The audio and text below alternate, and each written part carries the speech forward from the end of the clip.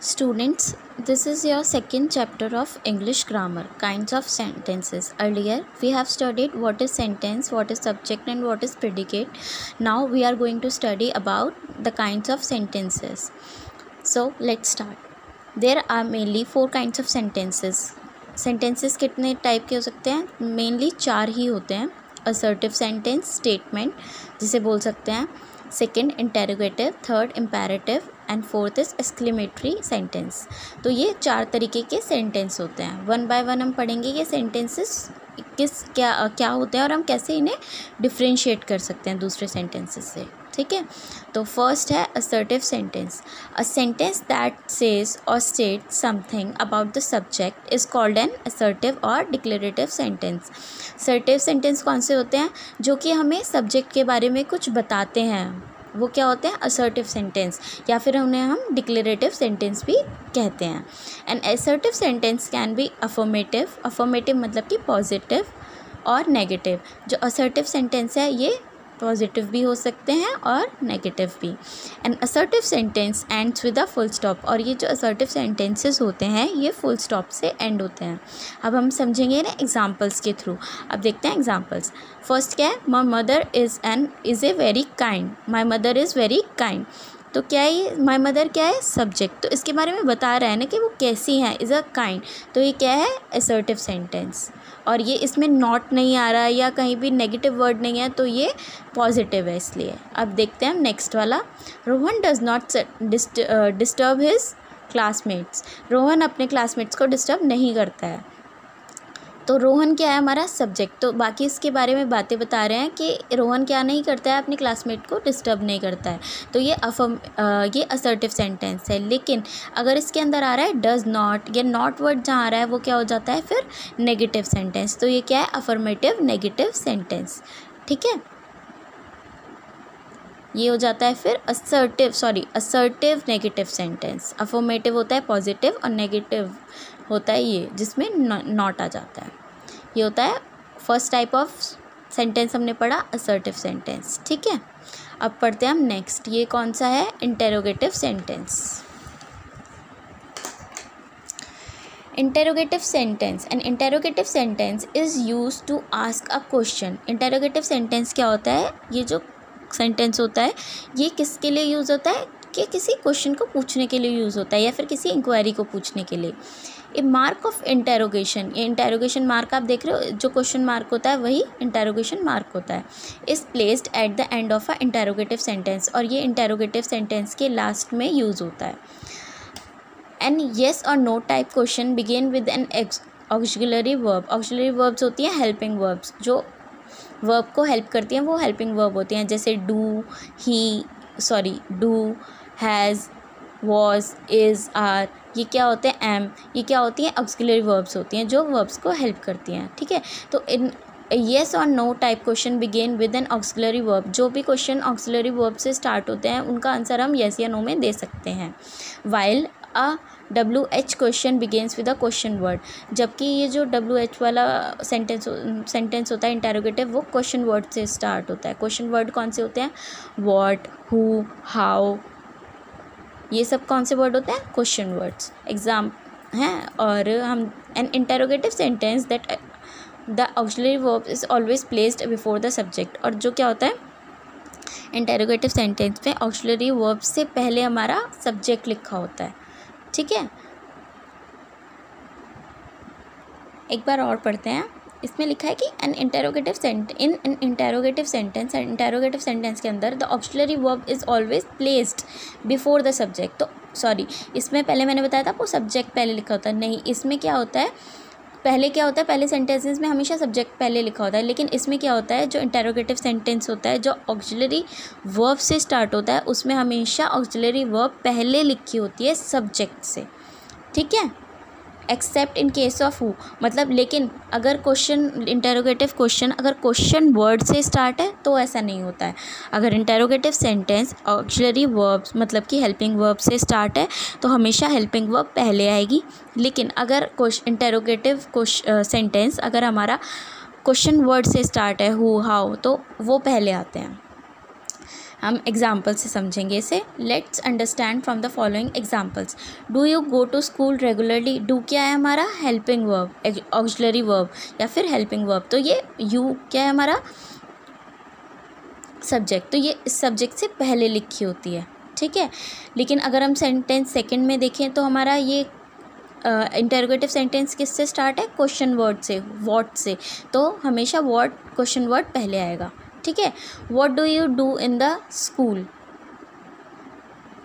तो ये what do, ये और ये देखो ये एंड जो दोनों सेंटेंसेस है किससे एंड हो रहे हैं, मार्क ऑफ इंटरोगेशन से। तो ये कैसे हैं, इंटरोगेटिव सेंटेंस। इनमें पूछा जा रहा है या कोई क्वेश्चन किया जा रहा है, कोई इंक्वायरी की जा रही है।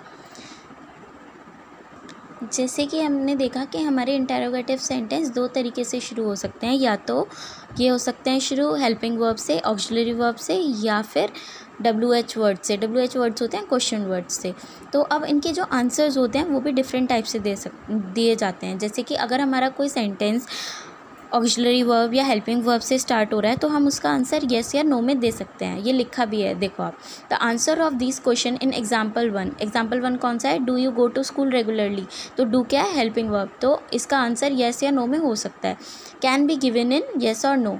सच a question is called a yes और नो टाइप क्वेश्चन। और इस टाइप के क्वेश्चन को हम येस या नो टाइप क्वेश्चन भी बोल सकते हैं।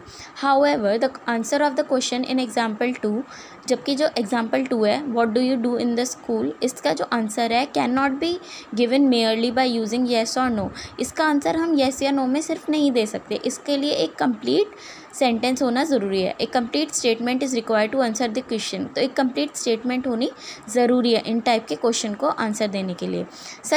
Since such questions begin with question words, जबकि ये वाले जो सेकंड एग्जाम्पल है, ये वाले जो सेंटेंसेस हैं इंटरोगेटिव, ये क्वेश्चन वर्ड से शुरू होते हैं, जैसे कि who, when, where, what, whom etcetera.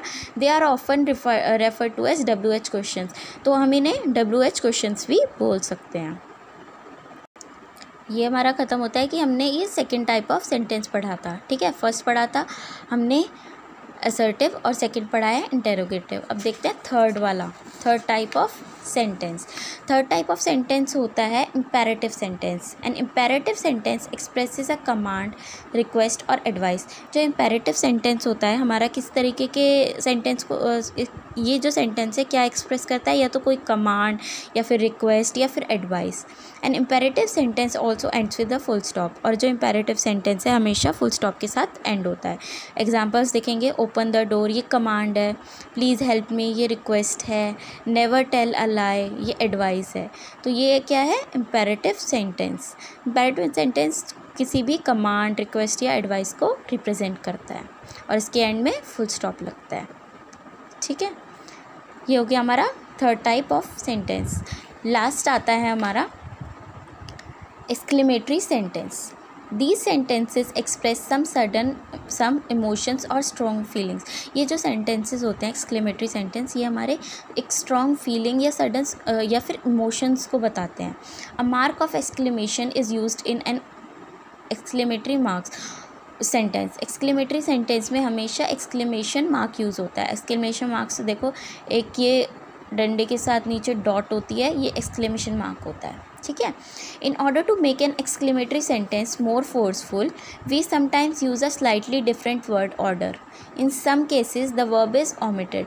वो कहते हैं कि एक्सक्लेमेटरी सेंटेंसेस को ज़्यादा पावरफुल दिखाने के लिए we sometime use a slight different word order. तो हम क्या करते हैं इसमें, क्या हम थोड़े जो ऑर्डर ऑफ वर्ड्स होते हैं ना सेंटेंस में, उसको थोड़ा सा चेंज कर देते हैं, थोड़ा वर्ड्स को इधर उधर कर देते हैं। In some cases the verb is omitted. और कई केसेस में तो ये होता है कि हम जो वर्ब है वो हटा ही देते हैं। एग्जाम्पल्स देखते हैं, how beautiful the girl is, और देखो लास्ट में इसके एक्सक्लेमेटरी मार्क है, ठीक है।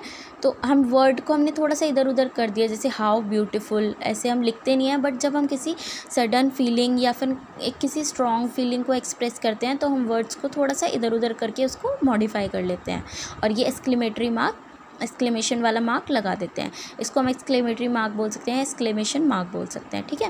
व्हाट अ हॉरिबल साइट, कितनी खतरनाक दृश्य है। तो ये सब किसी चीज़ को फोर्सफुली एक बहुत एक्सप्रेस करने के लिए हम ये ऐसा यूज़ करते हैं। नोट क्या है इसमें, remember in addition to the 4 type of sentences mentioned above, another type of sentences is formed by combining interrogative negative sentence. तो ये बोल रहे हैं कि ये सब जो हमने सेंटेंसेस पढ़े हैं, इन चारों के अलावा हम नए टाइप के सेंटेंस भी फॉर्म कर सकते हैं, जैसे कि इंटेरोगेटिव नेगेटिव सेंटेंस, जो कि हम इंटेरोगेटिव जो क्वेश्चन मार्क वाले थे, जिसमें हमें बताया था कि हम किस तरीके से क्वेश्चन पूछ सकते हैं या इंक्वायरी कर सकते हैं, उसमें अगर हम नेगेटिव सेंटेंस फॉर्म करें तो जैसे कि एग्जांपल्स देखते हैं। Let us understand from the following examples. Why don't you ओबे योर पेरेंट्स, तुम अपने पेरेंट्स को क्यों ओबे नहीं करते हो। तो ये डोंट आ गया ना, अपने वर्ड देखा, जहाँ पे नॉट आ जाता है, ये जो इस तरीके से लिखा जाता है डू नॉट, इसकी शॉर्ट फॉर्म में लिखा है ये, इसका मतलब है डू नॉट। तो जहाँ पे नॉट आ जाता है वो नेगेटिव सेंटेंस हो सकता है।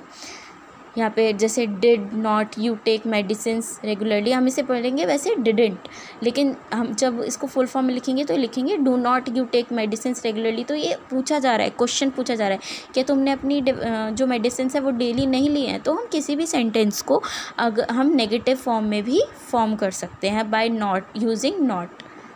ठीक है, तो ये हमने पढ़े 4 सेंटेंसेस, टाइप्स ऑफ सेंटेंसेस।